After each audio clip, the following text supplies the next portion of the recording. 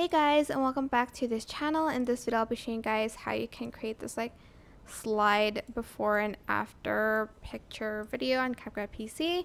So on the first picture, actually I'm just going to copy and paste this.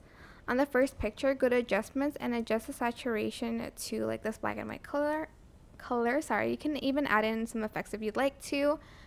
And then you are going to go to mask on the second video. Select split and split it halfway, like 90 degrees.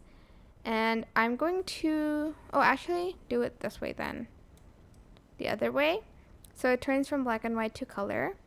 I'm just going to add this line here. Then I'm going to add a keyframe. And then in the middle, I'm going to move the the line to the right to create this slide effect. Like that. And that is basically it. Super simple. I hope this tutorial was helpful for you guys. Don't forget to like, comment, share, and also subscribe to this channel if you haven't done that already. If you have any questions, just leave it in the comment section down below, and I will try my best to answer them all for you guys. That is it for this video. Thank you so much for watching. Bye.